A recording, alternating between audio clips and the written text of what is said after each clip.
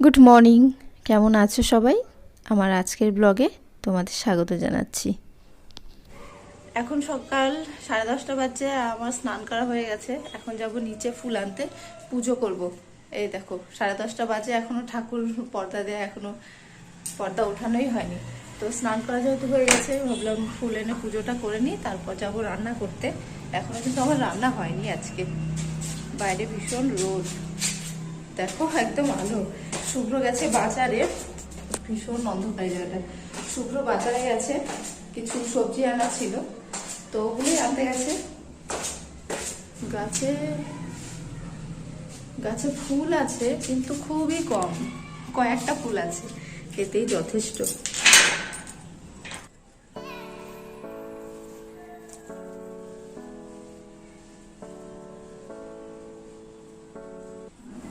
এই দেখো আজকে এই কটা ফুল পেয়েছি, এই ফুলে হয়ে যাবে পুজো করা। আরো ছিল ওপরে ওপরে, একদম মানে এতটা করেছে আমি হাত পাবো না। শুভ্র চলেও এসছে, মানে এত উপরে ফুল যে আমি হাত পাবো না।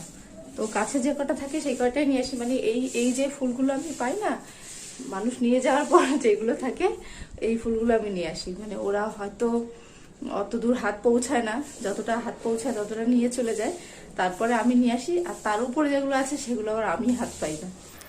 আমার পুজো করা হয়ে গেছে, তারপর চলে আসলাম রান্নাঘরে। বেলা তো অনেকটাই হলো, কিন্তু রান্না এখনও আমি শুরু করতে পারিনি। আর শুভ্র বাজার থেকে চলেও এসেছিলো অনেকক্ষণ আগে, তোমাদেরকে তো বলেইছিলাম। তো বাজার থেকে আলু, পেঁয়াজ, রসুন, কিছু শাক সবজি, নানান ধরনের জিনিস এনেছিল। আর মাংসও এনেছে, আজকে শুভ্রর ইচ্ছে হয়েছিল মাংস খাবে। তো আমি ঝটপট আগে মশলাটার জন্য কেটে নিচ্ছি। তো আলু কেটে নিলাম, এখন কেটে নিচ্ছি পেঁয়াজ। আর পেঁয়াজ কিন্তু একটু আলকাটা ছুরি দিয়ে কাটতেই বেশি সুবিধে হয়, বিশেষ করে টমেটোটা আলকাটা ছুরিতে কাটতে খুব সুবিধে। আর এমনি যদি প্লেন ছুরিগুলি হয় তাহলে কিন্তু অনেকটা ধার দরকার। তো দেখো সমস্ত কিছু কেটে নিয়ে এখন কড়াই বসিয়ে দিলাম। সবার ফার্স্টে ভেজে নিচ্ছি আলু। আজকে শুধু মাংস ভাতই করছি, আর কোনো কিছু রান্না করব না, বেলা যেহেতু হয়েই গেছে। আর মাংস রান্না করতে তো বেশ কিছুটা সময়ও লাগে, তো ভাবলাম আজকে শুধু মাংসই থাক। আর আমাদের দুজনার খুব একটা অসুবিধা হয় না, মাংস ভাতেই আমাদের বেশ ভালো হয়ে যায়। তো দেখো আলুগুলো ভেজে নিয়েছি, আর মশলা কষিয়ে তার মধ্যে চিকেনগুলো দিয়ে দিলাম।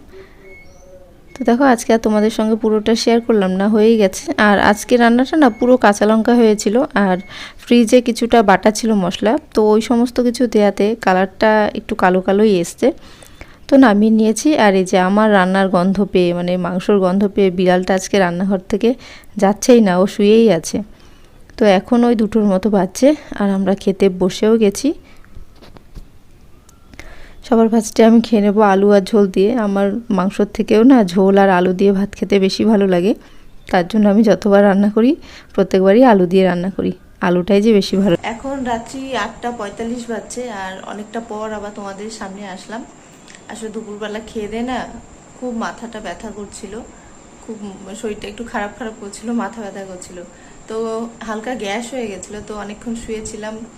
একটু গরম জল খেলাম লবণ দিয়ে, একটু মৌরি খেলাম, তো তারপর দেখছি না ঠিক আছে, মাথাটাও ছেড়েছে ব্যথাটা, আর পেটটাও বেশ হালকা লাগছে। আর এতক্ষণ মনে হচ্ছিলো কি, মানে ওই সমস্ত কিছু খাওয়ার আগে মনে হচ্ছিলো যে পেটটা একদম ভরে আছে। তো এখন ঠিকঠাক লাগছে। আর তোমাদের সাথে কথা বলতে বলতে চোখ মুখ দেখো, শুয়েছিলাম বলে কিরকম লাগছে। তোমাদের সঙ্গে কথা বলছি। আর ওই বিড়ালটা, যে বিড়ালটা কিছুদিন থেকে, মানে 15-20 দিন থেকে না বিড়ালটা শুধু আমাদের বাড়িতে আসছে থাকছে, জানি না কেন, আগে কখনোই আসেনি। আর এখন তো পারলে সারাদিনই থাকছে। দুপুরবেলা আমি একটু মাংস আর মাংসের ঝোল দিয়ে ভাত মেখে দিয়েছিলাম, এত বদ, শুধু মাংসগুলো বেছে বেছে খেয়েছে, আর ভাতগুলো থেকেই গেছে, অল্প একটু ভাত খেয়েছিল। তো আমি ভাবছিলাম যে বিড়ালের জায়গায় যদি কুকুর থাকতো, কুকুর কিন্তু সব খেয়ে নেয় যা দেয়া হয়, কিন্তু বিড়াল হচ্ছে ভীষণ ডিমান্ড ওর, মানে ও চা তা খাবে না, দুধ ভাত দিলে আবার খেয়ে নেয়। তো জানি না কেন আছে আছে তাই খেতে দিই, কিছুদিন থেকেই আছে। এখন যাবো রাতের খাবার বানাতে।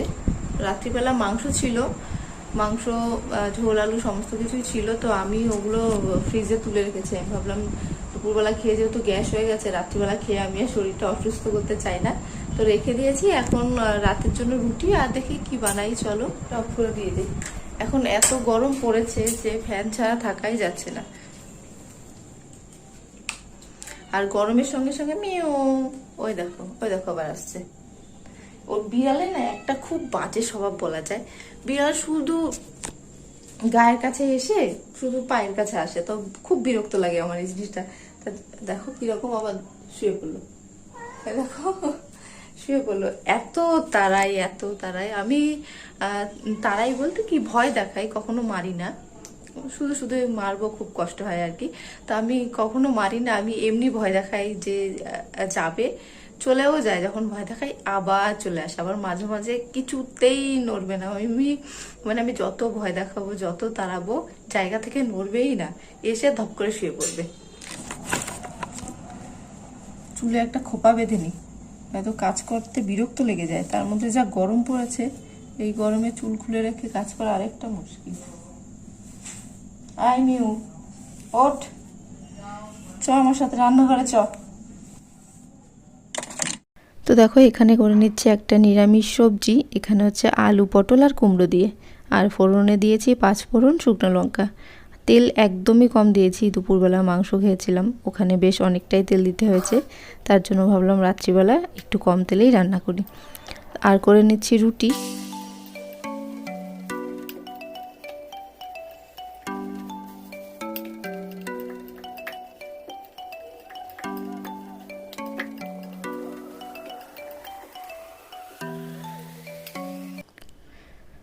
তো দেখো রুটিগুলো আমি তাওয়াতেই ভাজবো, তাওয়াতেই আমি বেশিরভাগ রুটি ভেজে থাকি। আর আমার মা কিন্তু কখনোই গ্যাসে যেই আগুনের উপর রেখে রুটি ভাজা হয়, ওটা কিন্তু আমার মা কখনো ভাজেও না আর খেতেও চায় না। তো আমি মাঝে মাঝে ভাজতাম, কিন্তু এখন ওইরকমভাবে ভাজা ছেড়েই দিয়েছি, এখন তাওয়ার মধ্যেই ভেজে নিই। রুটিগুলো কিন্তু বেশ ফোলে এরকমভাবে ভাজলেও।